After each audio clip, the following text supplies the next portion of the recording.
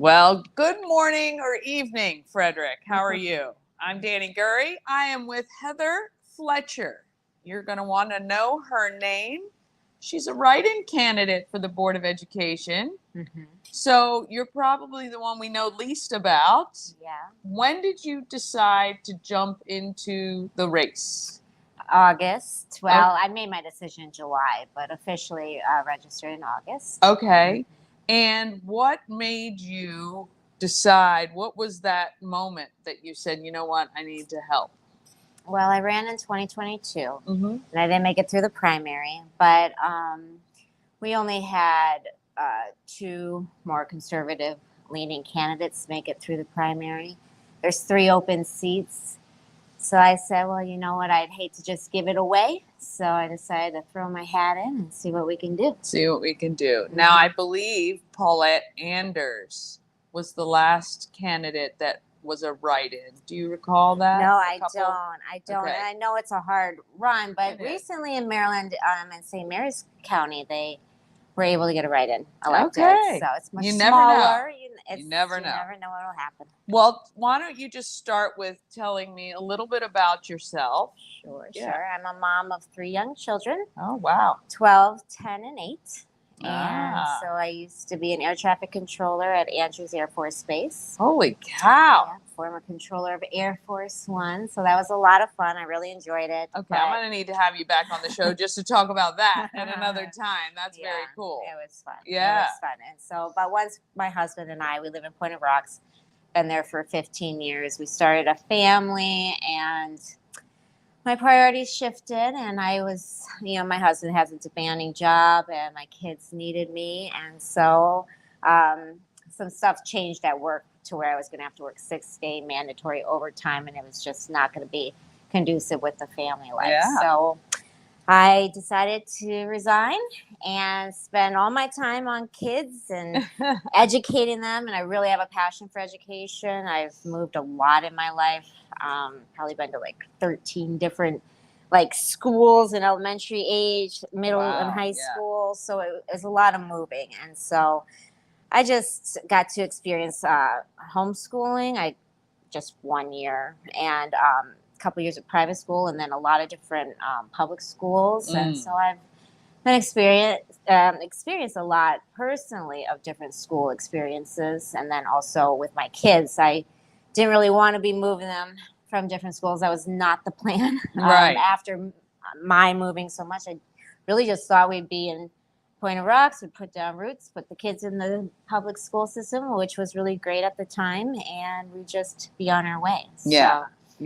But So what happened when your kids were in the school that made you think, you know what, we need a different direction here in Frederick County? Well, it took me 3 times of pulling my kids out of FCPS before I finally said, enough's enough. I'm not going back. I can't trust them. And so the first time when my son was in kindergarten, he was going to Carroll Manor Elementary School. And he had some difficult children in the classroom, and one was causing quite a ruckus under the table, screaming. And he was screaming out my son's name because my son tends to like to participitting in acting up. He has a hard time, probably high-functioning autism, has a hard time fitting in general. Right. So when this kid was like, oh, we're going to have fun, my son was very easy, the target. It was hard to say target. no. Yeah. So I was volunteering a lot. Right away, I was volunteering, and I said, I don't know how anyone, plus it's chaos. And I said, I don't know how any child could learn in this environment. And they took out the PlayStations. That year was the first year that they had taken out the play centers in kindergarten. And that really concerned me. I mean, I didn't know any better at the time, but I knew how important through, after I quit, I did a little preschool in my house that I didn't charge, just as a service for kids in the neighborhood, and that was a lot of fun. But I know how much kids need to play to learn. Yeah. And so I was really not excited about that. And they said they just don't have time to do any of that. They need to do so much other stuff. And so I said, okay, well, fast forward, I find out this other stuff is not so good, what they've replaced it with. Right. Yeah. Right. So, I mean, I think you touched on this a little bit, but what do you feel makes you qualified to be a Board of Ed member during this pivotal and contentious time in education? Well, I've been heavily involved since to the end of 2020. I got involved, and it's just increased ever since. I wanted to see if I could do a quick search in board docs, how many of my name, to see how many Board of Education meetings I've been to and spoken at in the past 3 years. It's quite a bit. Almost 2 years I was going religiously, and I would bring a group of people with us. But it was not making a difference. So we were just trying different things and just trying to switch it up a little bit. So I kind of lessened up going earlier this year. It was really getting kind of frustrating. And so I had to do something different. Yeah, totally understand. Yeah. All right. So we received a bunch of questions from parents. And it's kind of broken down into teachers, students, budget, transportation, and other. So what is your stance on teachers asking the public for assistance with purchasing necessary items for classrooms that the school system does not provide? Example, classroom books, games for learning, etc. Well, I think that the school system gets a whole lot of money, almost $1 billion a year. And Jessica Fitzwater, our county executive, just raised our taxes for money to go directly to fund the school's budget. And I think they do so much. I had another dad express concerns about how much money he's paying for sports. Oh yeah, that's one of our questions coming up. But yes, and it's they spend a lot of money. They literally throw money away on things they should not be, and then there's nothing left for the teachers, for the students in the classroom. So definitely reprioritizing where we're spending our money would help. Yeah. One parent was talking about pay for teachers who are mandated to switch grades, classroom subjects in the middle of the summer. I didn't understand that at first until we were talking to Jamie Brennan, who said that when they switch, they obviously then don't have the lessons plans that they had previous years. So they have to start from scratch, and they're working many days into their summer to prepare for their new class, new grade, or whatever it is. What are your thoughts on that? I think our kids are at a really big disadvantage academically right now. And so if a kid is not ready to be in the next classroom, it's going to cause even more problems for the teacher, because then they're going to have to spend more time getting that child to catch up. And so if I kind of missed the first part of the question, but if it means that the kid is going to come into the classroom and they're just not prepared for it, and that's not going to be a good situation either. We need to do what we can to get our kids up to grade level, and then I would say put them in the right class. Yep. So this question is more about the teachers who are switching a class or a grade. They're told in the middle of the summer, hey, you're not fourth grade anymore. You're going to third. You're going to third. And now they have to plan through most of their summer to prepare for a whole different thing. And they're not, that's okay. It's all good. It's horrific what's happened to teachers. Just horrific. It used to be just such a, just an honorable, great career that, a lot of women and men would do their whole lives. They would spend because they're just passionate about the kids. And it's been really bad for them. I mean, they've been switched around so much from grade to grade. A lot of times, if you're a really good teacher, you're going to be put in a classroom that has more challenging students. And they're also given new curriculum every year and all of this stuff that they have to relearn. So it's literally like you're starting over every single year for these teachers. And it's hard. Yeah. You burn out so easily. Yeah, it's not fun anymore, I guess, for sure. How do you, as a Board of Ed candidate, hope to attract and retain teachers, attract new and retain the teachers we have?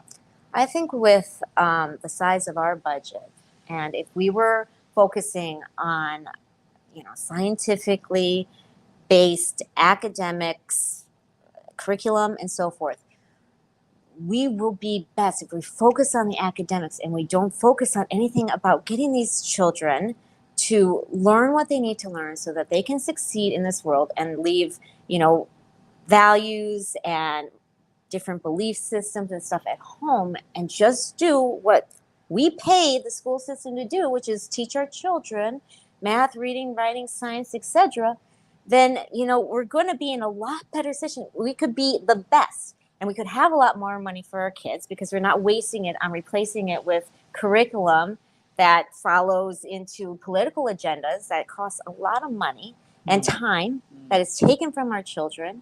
And I think if we did the right things for our kids and our teachers and our families, people will flock here. Yeah. And the teachers will want to stay because they're not. It's not like it's just Frederick where they're having difficulty. They're having difficulty all over the nation. So if we were a good school system that took care of our teachers and everybody, we would be in a lot better situation.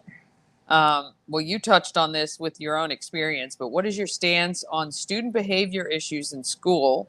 Why are there currently no consequences for disruptive, unsafe students in our schools?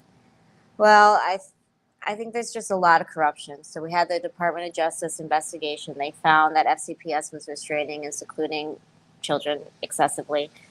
But then the response is pretty much, okay, we can't touch a student. We can't do anything. It doesn't matter what that student is doing. And they've tied the hands of the teachers and the administration at the schools again. And it's not safe. It's not safe for the children. It's not safe for the teachers. I know many teachers who have had to take punches. I've had teachers tell me they've had to barricade students. One was streaking down a hallway, and they literally had to barricade the student because they couldn't touch the student. They just had to let the kid run out the energy until, and this was on multiple occasions. Yeah. So they need to have discipline and just clear discipline. This, if a child's acting up, we go, you get a warning, then the principal or the vice principal gets called. Somebody gets called, and they have to be, taken to out to the hallway and talked to. If they can't get it together, then they go down to the principal's office. Yeah. It's just common sense. It does seem like common sense, but yes. And then you talked a little, you touch on this a second, how can we work towards accommodating the special education students? Well, not keeping teachers that have been pretty much proven to be physically and verbally abusive to them, that's a start. Like I said, my son, we've done a lot of different therapies and stuff. He had an IEP. He had a 504 plan. They took him off the IEP when he shouldn't have been taken off the IEP. I left in tears asking them not to take him off the IEP. And because he's very smart, it didn't affect him academically. So the rest didn't matter to them. So, it's just... Sorry, what was our question? It's okay. It's okay. It's just a whole lot that's going on. And, the kids, the special ed kids, yes, it's a lot, I think, for the school system to have to also take care of these kids. So many end up having to sue the school system to go to be maybe in an environment, school that is more able to accommodate these needs. That happens all the time, and it's a huge amount of money for us. So it needs to be looked at. If it's not working, then the parents aren't happy, they're not happy, and if the kids aren't succeeding and everything, then we need to sit down and really look at it. Speaking on the budget, how would you work on future budget cuts? Would you be a top down or bottom up? I'm all about school choice. And ultimately, I think the reason we've gotten in such a horrible position as a school system on our MCAP scores, even though FCPS put out a press release saying that they've done much better than a lot of the different school systems in Maryland, it's just another smoke and mirrors cover-up because they don't want to tell you how they actually scored, which is 40% of English language students are not proficient, 68% of math students are not proficient, and 66% of 8th grader students were not proficient this past school year. So 70% of students, it was 68.2% of students did not pass or the college and career ready test. They did not grade proficient on that test, 70% almost. And they pass anyway, and we're paying almost $1 billion. So in Florida, school choice has been wildly successful because the parents get a check. They say, okay, I want to put my kid in whatever school. Maybe I don't know how it works for homeschool. I don't know if they have to put it towards an actual school, but they at least have their choice between private and public school. And therefore, the public schools have to perform because otherwise they're going to go out. No one will choose them. They'll go out of business. Yeah. So right now they have a monopoly here. They do not have to do what's right for the kids. They do not have to listen to the parents. They don't have to do anything. There's nothing we can do about it. Yeah. And it's a bad situation. Yeah. How about our older buildings? How do you hope to assist older buildings in being competitive regarding new technology with the new buildings? I, again, think that we waste a whole lot of money. And it's astounding to me that Frederick County Public Schools Board of Education just had their boardroom updated and was closed for several months and did Zoom calls online, while Brunswick high schools have to go into their building with cockroaches and rats and leaks in the roof that is like crumbling the asbestos tiles. There's not adequate room in the hallways it's a safety fire hazard, and people that have disabilities, wheelchairs, they can't access certain areas. It's horrible. Yeah. But again, the Board of Education room, which looked pretty nice to me, was just updated. This is the kind of spending, it's just ridiculous. They don't care. It's all about the top down. The administrator, this huge FCPS brand new building we have down here, filled with all these people that make almost triple what maybe the average citizen of Frederick County makes. Yeah.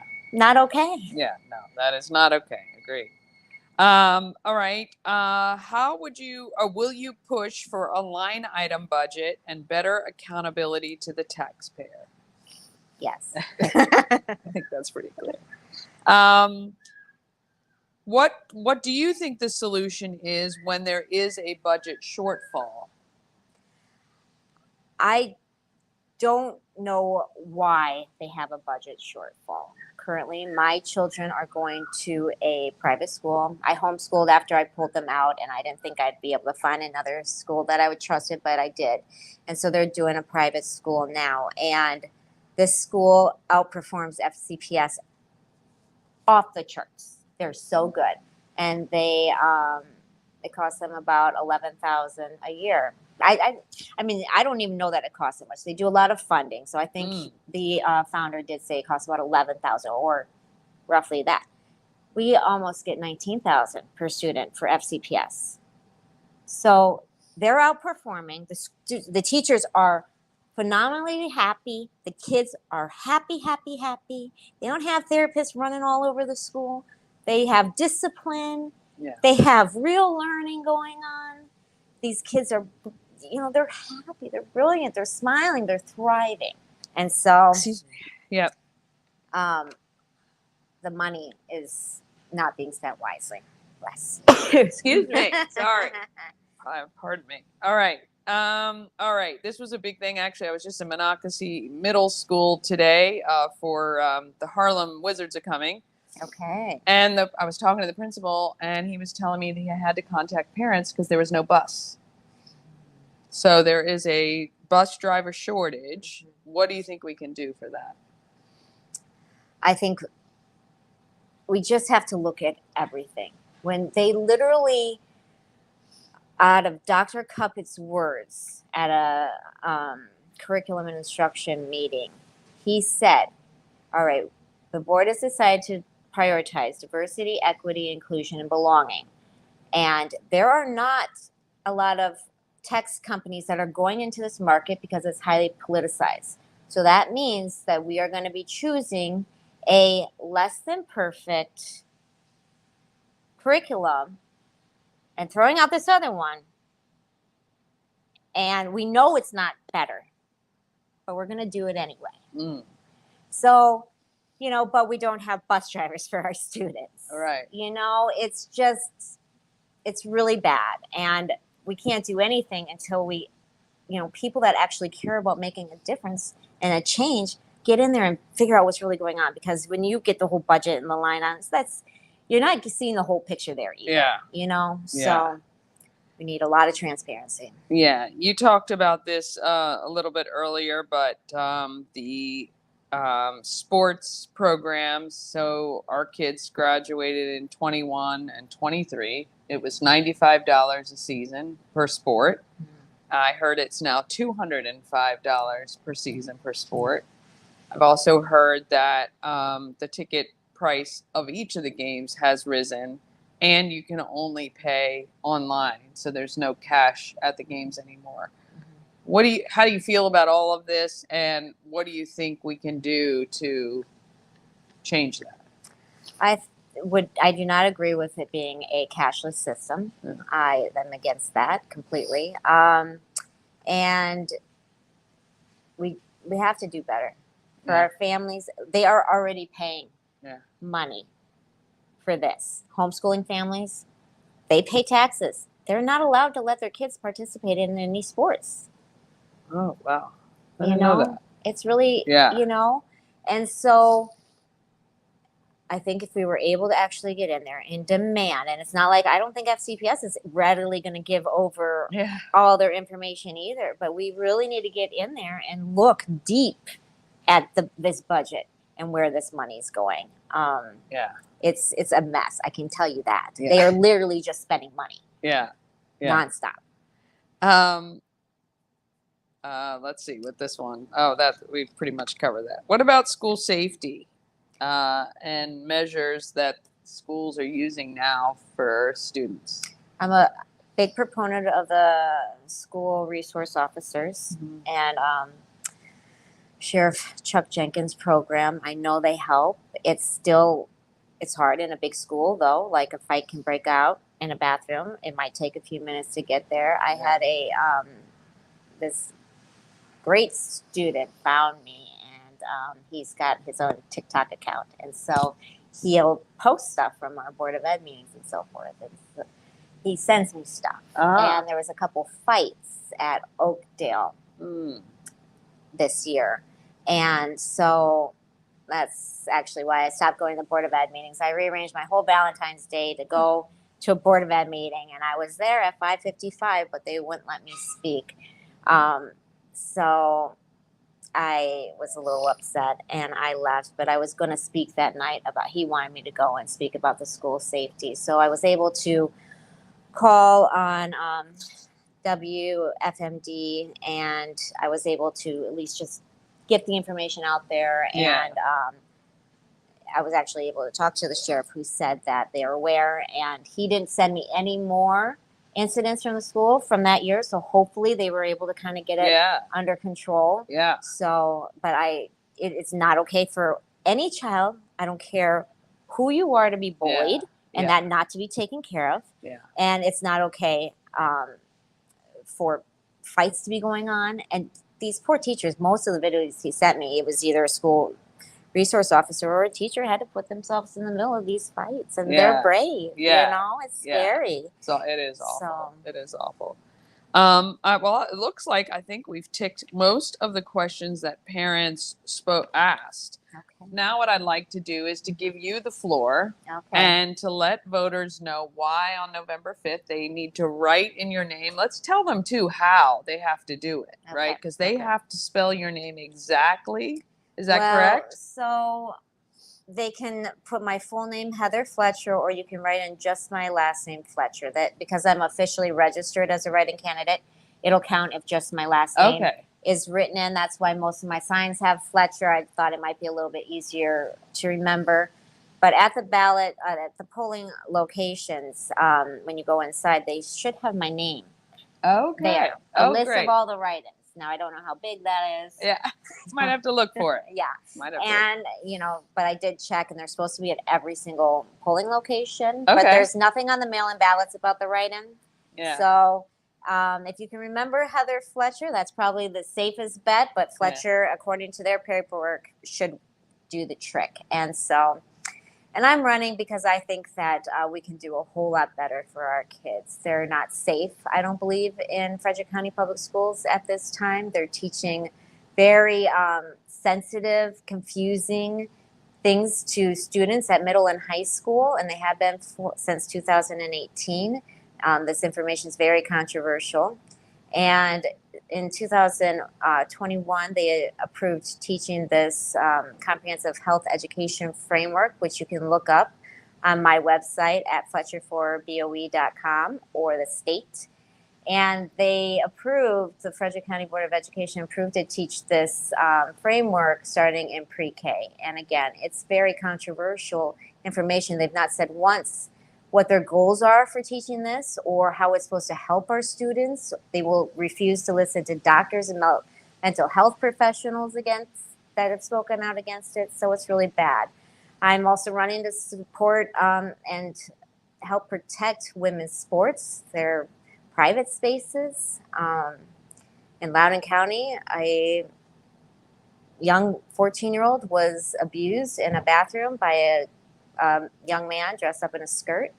And then the school board covered it up and they moved him to another school and he did it again. It's not a safe environment. Our superintendent just approved 35 obscene, explicit books to stay in the libraries, even though 70% on a Frederick News Post poll said that the parents were not for this. 70% of parents weren't for this. They approved it anyway. And so I think we can do better for our kids. They deserve better, and the parents deserve better, and our teachers deserve better. So. Yeah. All right. Well, if you agree, you're going to write in Heather Fletcher for Board of Education candidate on November 5th. That's your polling date. You can, of course, watch all the other interviews we've done on our YouTube channel. We want to thank you for making the time this evening. Appreciate it. Thank you so answering much, the questions. And we will see you guys next time.